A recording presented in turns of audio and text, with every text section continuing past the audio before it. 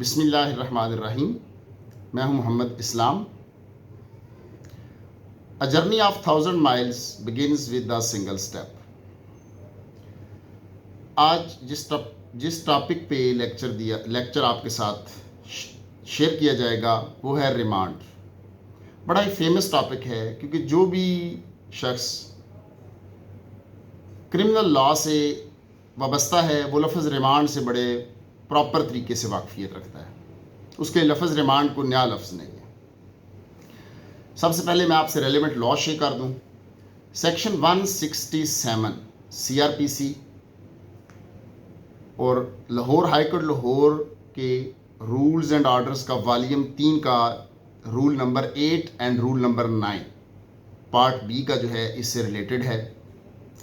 Chapter 25 of police rules 1934 भी इसी की बाबत है। Section 344 CrPC. हम अपने टॉपिक को जिन पॉइंट्स पर डिस्कस करेंगे वो मैं इनिशियली आपसे शेयर कर देता हूं कि what is remand, purpose of remand, kinds of remand.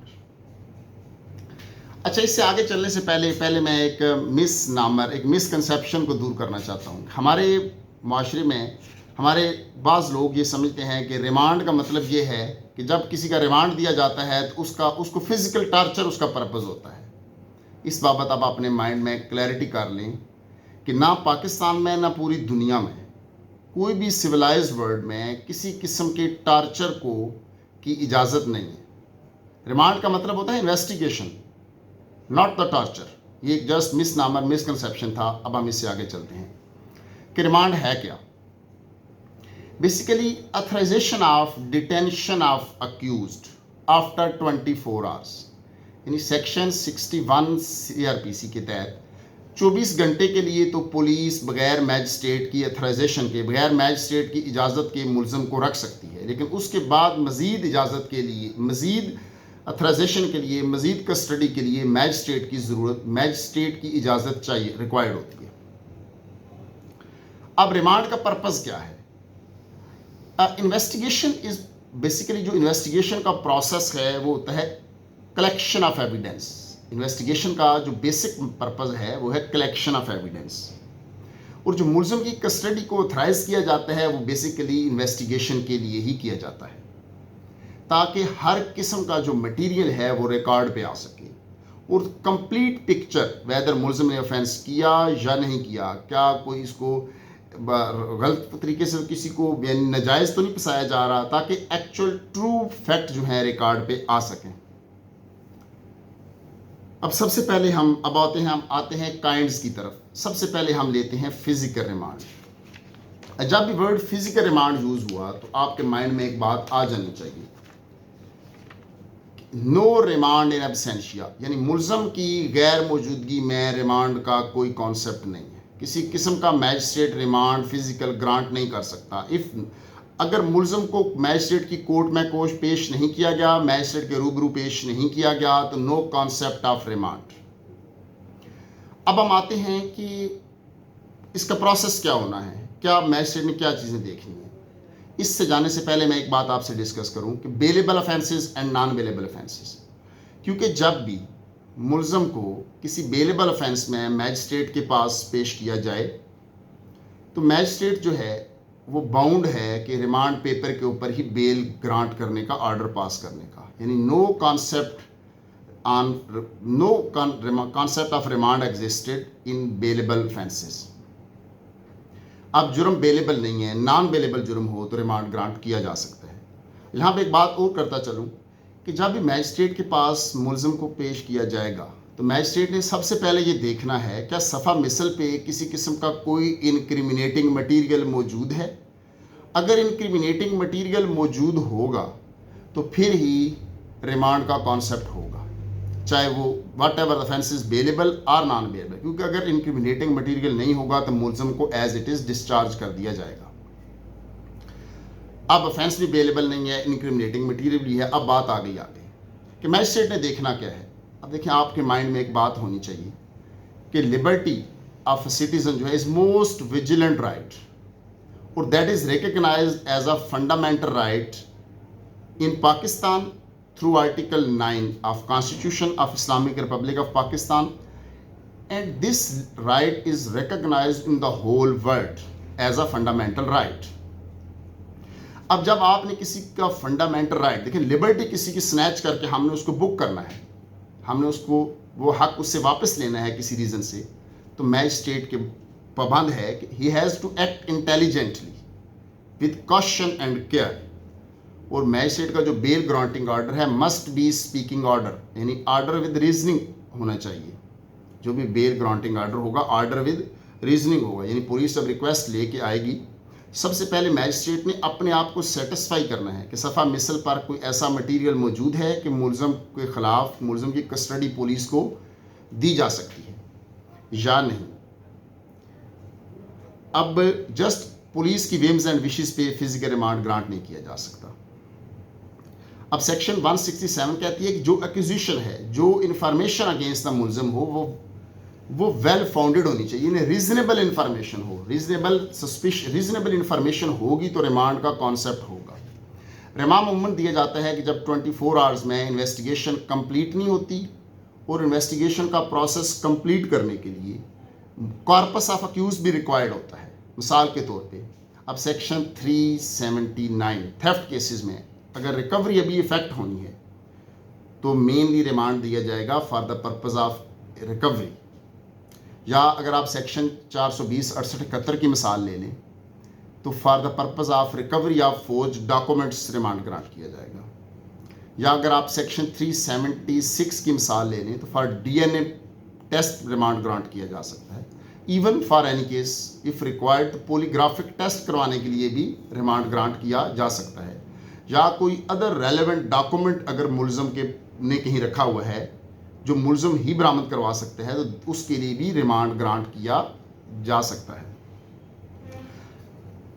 अब बात आ गई, मैजिस्ट्रेट के पास आया, ये सारा कुछ मौजूद है, मुलज़म की हाज़िरी लगेगी, जो पुलिस ऑफिसर लेके आया है उसकी हाज़िरी लगेगी, वकला साहबान जो पेश हुए हैं, प्रोसिक्यूटर सब की हाज़िरी लगा के आर्गूमेंट्स होंगे, उसके बाद इन डिटेल ऑर्डर पास करके रिमांड ग्रांट किया जाएगा। अब यह है कि रिमांड पेश करना किसने है, इसमें officer in charge of the police station यानी SHO जिसको हम बोलते हैं, या investigation officer of the case, या any police officer not below the rank of sub inspector. और जो पुलिस ऑफिसर रिमांड लेकर आएगा अलॉन्ग विद पुलिस डायरीज आएगा, यानी पुलिस डायरी से मुराद है कि पुलिस मिसल उसमें जो जिमनीज होंगी, क्योंकि मैजिस्ट्रेट ने जब रिमांड ग्रांट करना है मैजिस्ट्रेट ने तमाम पुलिस मिसल को अच्छे तरीके से मुतालिया करना है, फिर उसके बाद रिमांड ग्रांटिंग ऑर्डर या रिफ्यूज़ल ऑफ ग्रांट या रिमांड को रिफ्यूज़ करने का ऑर्डर पास करना है। अब रिमांड कितने टाइम का ग्रांट किया जा सकता है? बेसिकली जो रिमांड है इसमें 167 सेक्शन में 15 डेज़ का जिक्र है, लेकिन अमूमन जो 1 डे है हम उसको वो कंसिडर करते हैं जिस दिन पुलिस लेकर आई है, तो 14 डेज़ का रिमांड ग्रांट करते हैं। अब आपके माइंड में ये क्वेश्चन होगा, क्या 14 डेज़ का हमने इकट्ठा रिमांड दे देना है? Answer is no. मैजिस्ट्रेट साहब ने रिमांड इन शॉर्ट इंटरवल्स में देना है, 2 दिन का, 3 दिन का। नेचर ऑफ ऑफेंसेस, जैसे अब 302 का केस होगा तो डेफिनेटली रिमांड 3 से 4 दिन का हो सकता है। अगर कोई पेटी नेचर का केसेस होगा, पेटी नेचर के केसेस होंगे जैसे 506 सब सेक्शन 2 होगी, तो फिर रिमांड 1 दिन का भी हो सकता है, 2 दिन का भी हो सकता है। तो फिर जब पहला रिमांड ग्रांट किया गया है, दूसरे रिमांड के लिए जब पुलिस रिक्वेस्ट लेके आएगी तो मैजिस्ट्रेट ने सबसे पहले देखना है पहले रिमांड में क्या प्रोग्रेस हुई है। अगर प्रोग्रेस नहीं होगी तो फिर भी रिमांड को रिफ्यूज़ किया जा सकता है।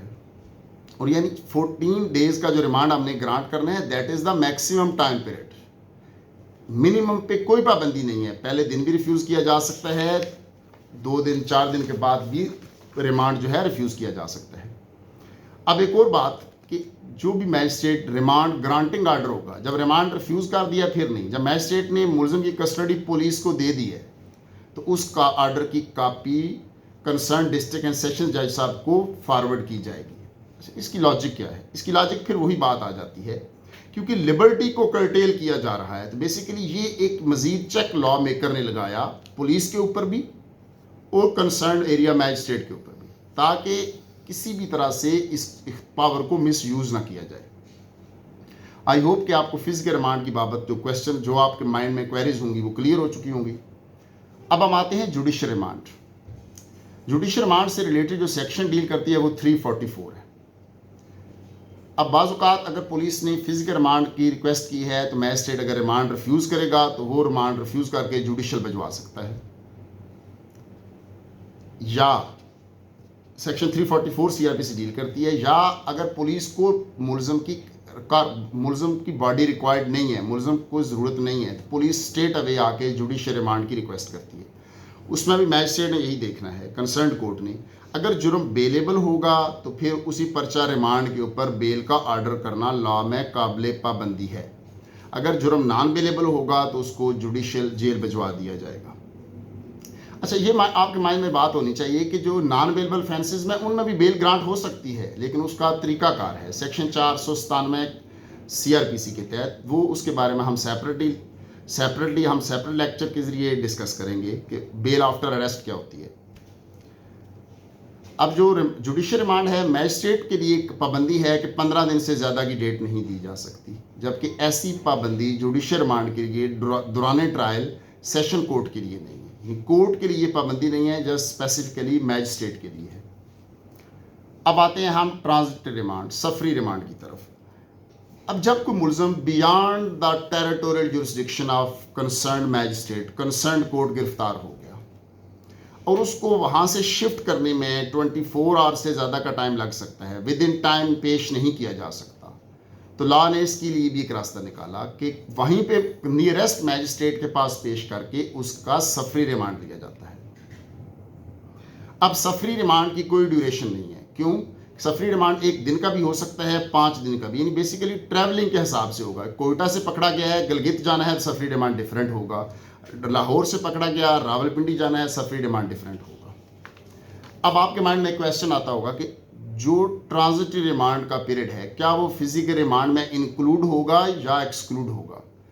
बड़ा क्लियर सी बात है, क्योंकि ट्रांजिटिव रिमांड के दौरान किसी किस्म की कोई इन्वेस्टिगेशन नहीं होनी, इसलिए ट्रांजिटिव रिमांड का जो पीरियड है ये फिजिकल रिमांड में किसी सूरत भी इंक्लूड नहीं होगा, बल्कि ये तो जस्ट रिमांड है for the purpose of shifting of the accused from one place to other. I hope so कि आपको remand, physical remand, judicial remand, transitive remand का कॉन्सेप्ट किसी हद तक क्लियर हुआ होगा। तो इसके बावजूद भी अगर आपके माइंड में किसी किस्म का कोई क्वेश्चन हो तो आप कमेंट में जाके पूछ सकते हैं। अब रिमांड की बाबत हमारा टॉपिक थोड़ा सा बकाया रह गया हुआ है। Successive, what is successive remand and procedure of physical remand, procedure of remand of the female accused, उसके लिए हम सेपरेट से लेक्चर रिकॉर्ड करेंगे। Thank you so much.